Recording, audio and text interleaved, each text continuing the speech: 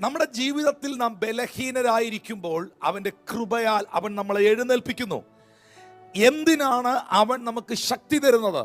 ആ ലഭിച്ച ദൈവകൃപയിൽ നിലനിൽക്കാൻ വേണ്ടി. ദൈവശക്തിയാലാണ് നാം ലോകത്തെ ജയിക്കുന്നത്.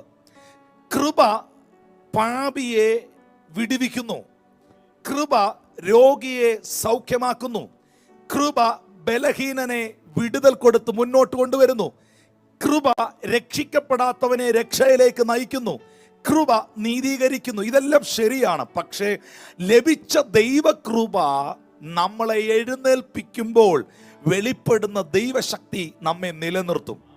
ഹല്ലേലൂയ. നമ്മളിൽ വെളിപ്പെടുന്ന ദൈവത്തിൻ്റെ പവർ, ആ ദൈവത്തിൻ്റെ ശക്തിയാണ് സകല സാഹചര്യങ്ങളെ ഓവർകം ചെയ്യുന്നത്. നിങ്ങളിൽ ഉള്ളവൻ ലോകത്തിലുള്ളവനേക്കാൾ വലിയവനാണ്.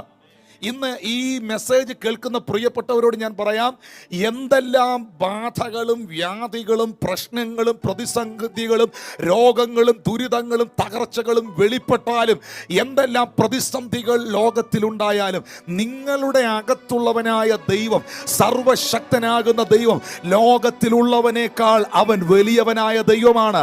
സകലത്തെയും ജയിക്കാൻ കഴിയുന്ന ഒരു പവർ നിങ്ങളുടെ അകത്തുണ്ട്.